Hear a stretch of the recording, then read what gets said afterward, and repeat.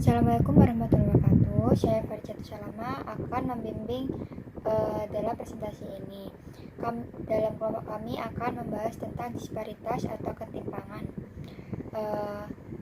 Kali ini saya akan memperkenalkan nama-nama anggota kelompok 3. Yang pertama yakni Nuzulul Regita Via Arianto, NIM 03. Kemudian Dia Titis Mulyaningsi, NIM 10. Kemudian Nafarina Uswatun Hasanah, NIM 22.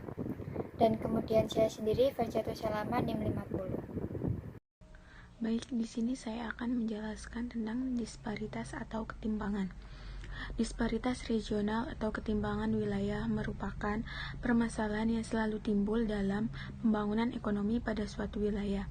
Hal ini terjadi karena adanya perbedaan sumber daya alam ataupun sumber daya manusia. Infrastruktur tiap daerah. Dalam teori neoklasik, ketidakseimbangan pertumbuhan wilayah muncul sebagai konsep kestabilan dan keseimbangan pertumbuhan. Menurut pendapat Williamson pada tahun 1965 menyatakan bahwa pembangunan disparitas regional menjadi lebih besar apabila pembangunan hanya terkonsentrasi pada daerah-daerah tertentu atau daerah maju saja. Pada tahap yang lebih maju dilihat dari pertumbuhan ekonomi, tampak bahwa keseimbangan antar daerah yang maju ataupun yang terbelakang dengan signifikan. Selanjutnya akan dijelaskan oleh teman saya. Baik, di sini saya akan menjelaskan faktor-faktor penyebab adanya disparitas atau ketimpangan. Ada 4 faktor utama yang menyebabkan disparitas atau ketimpangan. Yang pertama ada perbedaan sumber daya alam. Perbedaan sumber daya alam ini akan mempengaruhi kegiatan produksi pada daerah yang bersangkutan. Misalkan saja daerah yang mempunyai sumber daya alam yang tinggi akan mampu memproduksi barang-barang tertentu dengan biaya produksi yang lebih murah dibandingkan dengan daerah yang memiliki sumber daya alam yang rendah. Kondisi tersebut nantinya akan mendorong pertumbuhan ekonomi suatu daerah jadi lebih cepat. Sedangkan daerah yang mempunyai sumber daya alam yang rendah cenderung akan memproduksi barang-barang dengan biaya produksi yang lebih tinggi atau mahal, sehingga daya saingnya akan menjadi lemah. Kondisi tersebut menyebabkan daerah itu mempunyai pertumbuhan ekonomi yang lebih lambat. Yang kedua, adanya faktor demografis. Nah, ketimpangan juga disebabkan adanya perbedaan kondisi demografis antar wilayah, terutama dalam hal jumlah dan pertumbuhan penduduk, tingkat kepadatan penduduk. Adapun faktor lainnya yaitu perbedaan pendidikan, tingkat pendidikan dan kesehatan, perbedaan kondisi tenaga kerja, dan perbedaan dalam tingkah laku dan kebiasaan, serta etos kerja yang dimiliki masyarakat daerah tersebut. Nah, kondisi demografis itu akan berpengaruh terhadap produktivitas kerja masyarakat setempat. Nah, daerah dengan kondisi demografis yang baik itu akan cenderung mempunyai produktivitas kerja yang lebih tinggi, sehingga hal ini akan mendorong peningkatan investasi, yang selanjutnya akan meningkatkan penyediaan lapangan kerja dan pertumbuhan ekonomi daerah tersebut. Yang ketiga ada konsentrasi kegiatan ekonomi wilayah, yang mana pertumbuhan ekonomi akan cenderung lebih cepat pada daerah di mana terdapat konsentrasi kegiatan ekonomi yang cukup besar. Kondisi tersebut selanjutnya akan mendorong proses pembangunan daerah melalui peningkatan penyediaan lapangan kerja dan tingkat pendapatan masyarakat. Konsentrasi kegiatan ekonomi tersebut dapat disebabkan oleh beberapa hal.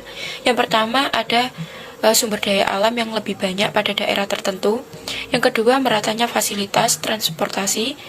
Ketiga, kondisi demografi atau kependudukan juga ikut mempengaruhi kegiatan ekonomi yang akan cenderung terkonsentrasi di mana sumber daya manusia itu tersedia dengan kualitas yang lebih baik.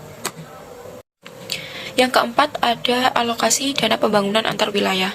Misalkan saja investasi, baik itu investasi pemerintah ataupun investasi swasta. Investasi ini merupakan salah satu faktor yang sangat menentukan pertumbuhan ekonomi suatu daerah. Bagi daerah yang dapat menarik lebih banyak investasi pemerintah dan swasta, akan mempunyai tingkat pertumbuhan ekonomi daerah yang lebih cepat. Nah, selanjutnya akan mendorong proses pembangunan daerah melalui penyediaan tenaga kerja yang lebih banyak dan tingkat pendapatan per kapita yang lebih tinggi. Alokasi investasi pemerintah ke daerah lebih banyak ditentukan oleh sistem pemerintahan daerah yang dianut. Bila sistem pemerintahan daerah bersifat sentralistik, maka alokasi dana pemerintah akan cenderung lebih banyak dialokasikan pemerintah pusat, sehingga ketimpangan antar daerah itu cenderung lebih tinggi. Akan tetapi sebaliknya, bila mana sistem pemerintahan yang dianut itu bersifat otonomi atau federal, maka dana pemerintah akan lebih banyak dialokasikan ke daerah, sehingga ketimpangan pembangunan antar daerah itu cenderung lebih rendah. Yang terakhir ada mobilitas barang dan jasa. Mobilitas barang dan jasa ini meliputi kegiatan perdagangan antar daerah. Mobilitas barang dan jasa jelas mempengaruhi ketimpangan antar wilayah. Misalkan saja, pada kegiatan perdagangan yang kurang lancar, maka proses penyamaan harga faktor produksi akan terganggu. Akibatnya penyebaran proses pembangunan akan terhambat dan ketimpangan antar daerah atau wilayah akan cenderung menjadi lebih tinggi. Bila mobilitas barang tersebut kurang lancar, maka kelebihan produksi suatu daerah tidak dapat dijual ke daerah lain yang membutuhkan. Akibatnya ketimpangan antar daerah akan cenderung lebih tinggi. Selanjutnya akan dijelaskan oleh rekan saya. Baik, di sini saya akan menjelaskan tentang indeks Gini. Indeks Gini ini tuh memiliki arti yaitu ukuran ketidakmerataan atau ketimpangan agregat secara keseluruhan yang angkanya itu berkisar antara 0 atau pemerataan yang sempurna hingga 1 atau ketimpangan yang sempurna. Indeks Gini ini tuh didasarkan pada kurva Lorenz. Nah, kurva Lorenz sendiri ini tuh memiliki arti yaitu kurva pengeluaran kumulatif yang membandingkan distribusi dari suatu variabel tertentu, misalnya pendapatan, dengan distribusi uniform atau seragam yang mewakili persentase kumulatif penduduk. Indeks Gini ini tuh membantu pemerintah dalam menganalisis tingkat kemampuan ekonomi masyarakat karena menjadi indikator derajat keadilan dalam suatu negara. Nah, di sini itu terdapat juga kriteria ketimpangan pendapatan berdasarkan indeks Gini. Yang pertama yaitu nilai lebih kecil dari 0,4 yang artinya tingkat ketimpangan itu rendah. Dan yang kedua yaitu kisaran 0,4 sampai 0,5 yang artinya itu tingkat ketimpangannya sedang. Dan yang ketiga yaitu lebih dari 0,4 yang artinya itu tingkat ketimpangannya tuh tinggi. Selanjutnya terdapat contoh dari kurva Lorenz. Nah, daerah yang diarsir ini tuh digambarkan sebagai besarnya ketimpangan. Sedangkan indeks Gini adalah rasio atau perbandingan antara luas bidang A yang diarsir tersebut dengan luas segitiga BCD. Nah, dari gambaran tersebut itu dapat dikatakan bahwa bila pendapatan didistribusikan secara merata dengan sempurna, maka semua titik ini tuh akan terletak pada garis diagonalnya. Artinya tuh daerah yang diarsir akan bernilai 0 karena daerah tersebut itu sama dengan garis diagonalnya. Dengan demikian itu angka koefisiennya itu sama dengan 0.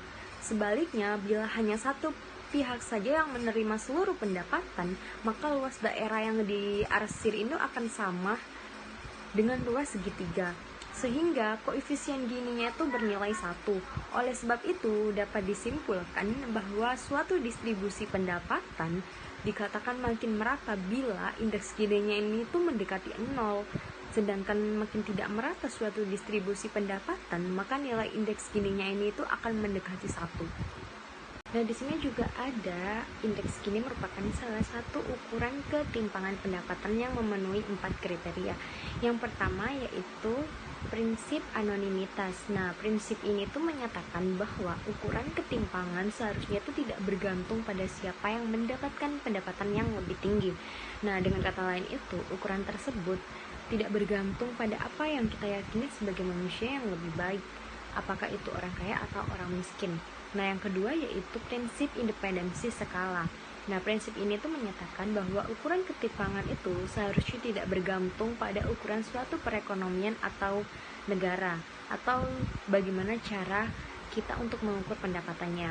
Dengan kata lain itu, ukuran ketimpangan tersebut itu tidak bergantung pada apakah kita mengukur pendapatan dalam dolar, atau dalam sen, dalam rupiah, atau dalam rupiah, atau apakah perekonomian negara itu secara rata-rata kaya atau miskin. Nah, yang prinsip ketiga itu prinsip independensi populasi.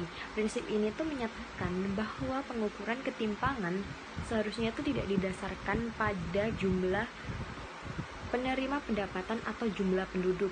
Nah, misalnya tuh perekonomian negara A tidak boleh dikatakan lebih merata atau lebih timpang daripada perekonomian negara B hanya karena negara A ini memiliki penduduk yang lebih banyak. Nah, yang prinsip keempat yaitu prinsip transfer. Nah, prinsip ini tuh menyatakan bahwa dengan mengasumsikan semua pendapatan yang lain konstan. Nah, selanjutnya tuh yang terakhir terdapat rumus dari indeks Gini. Nah, di mana itu GR ini tuh merupakan koefisien Gini atau rasio Gini. Dan yang FPI itu merupakan frekuensi penduduk dalam kelas pengeluaran ke I, dan yang FCI yaitu frekuensi kumulatif dari total pengeluaran dalam kelas pengeluaran ke I, dan yang terakhir yaitu FCI-1 atau frekuensi kumulatif dari total pengeluaran dalam kelas pengeluaran ke I-1. Selanjutnya akan dijelaskan oleh rekan saya. Farjatu Selamat. Di sini saya akan menjelaskan tentang indeks Wilson. Indeks Wilson sendiri merupakan koefisien variasi tertimbang yang dibuat oleh Wilson pada tahun 1965. Indeks Wilson adalah analisis kesenjangan regional dapat ditunjukkan berdasarkan perhitungan disparitas PDRB per kapita wilayah atau daerah. Indeks Wilson ini sederhana dan populer, digunakan untuk mengukur kesenjangan pendapatan regional, khususnya pendapatan dalam pengertian indikator PDRB per kapita. Dasar perhitungan indikator ini adalah dengan menggunakan PDRB per kapita yang dikaitkan dengan jumlah penduduk per daerah. Dilihat dari rumusnya, yakni VW yakni sama dengan indeks Wilson, YI sama dengan PDRB per kapita wilayah I, kemudian Y PDRB per kapita rata-rata seluruh wilayah, kemudian FI sama dengan jumlah penduduk wilayah I, dan yang terakhir N jumlah penduduk seluruh wilayah. Di sini saya akan menjelaskan contoh perhitungan indeks Wilson. Terlihat di slide bahwa kita menggunakan contoh kota X dan 3 kecamatan kota X1, X1, X2, X3. Yang perlu diketahui yakni yang wajib ada datanya yakni jumlah penduduk dan PDRB-nya. Kemudian dicari dan PDRB per kapita dan proporsi penduduknya. Sudah terlihat jelas di slide bahwa ada instruksi contoh menggunakan Excel-nya. Setelah menemukan PDRB dan proposal, kemudian dimasukkan ke dalam rumus indeks Wilson, yakni yang pertama kali dicari yakni Y min Y1, YI min Y pangkat 2. Kemudian setelah ditemukan, dikalikan dengan proporsi penduduk. Setelah ditemukan hasilnya, diakarkan, kemudian hasil akar tersebut dibagi dengan rata-rata per kapita penduduk. Kemudian ditemukanlah hasil indeks Wilson tersebut. Saya Novarina. Di sini saya akan menjelaskan mengenai studi kasus. Studi kasus yang kelompok kami ambil yaitu tentang produktivitas sebagai penentu disparitas pendapatan antar daerah di Indonesia. Studi ini menganalisis kesenjangan pendapatan antar daerah di Indonesia yang menggunakan metode analisis perbedaan, yaitu faktor analisis penentu produktivitas di suatu wilayah. Faktor-faktor ini tergantung ekonomi pertanian daerah, peran industri pertambangan, tingkat pendidikan masyarakat, dan penguasaan teknologi, khususnya di bidang informasi dan komunikasi. Studi ini mempelajari tentang penelitian yang menggunakan analisis data panel untuk mengetahui dampak dari faktor-faktor tersebut untuk pendapatan per kapita. Hasil yang lebih tinggi, ketergantungan daerah pada sektor pertanian semakin rendah pendapatan per kapita, karena pertanian dianggap sebagai sektor dengan produktivitas rendah. Di sisi lain, semakin besar peran pertambangan dalam perekonomian, begitu juga dengan pendapatan per kapita, karena produktivitas sektor tersebut cukup tinggi. Sementara itu, tingkat pendidikan dan penguasaan teknologi sebagai pendorong produktivitas berpengaruh signifikan dan searah dengan upaya peningkatan pendapatan per kapita. Dengan demikian, variasi produktivitas tiap daerah memang menjadi penentu adanya disparitas pendapatan antar daerah. Semakin tinggi ketergantungan pada pertanian, semakin rendah pendapatan per kapitanya karena produktivitas yang cukup rendah. Sebaliknya, semakin tinggi peran pertambangan dalam perekonomian pendidikan masyarakat dan penggunaan teknologi akan menyebabkan pendapatan per kapita yang dibentuk juga semakin besar. Faktor-faktor pembentuk produktivitas ini secara bersama-sama juga signifikan dan dalam menentukan besarnya pendapatan per kapita.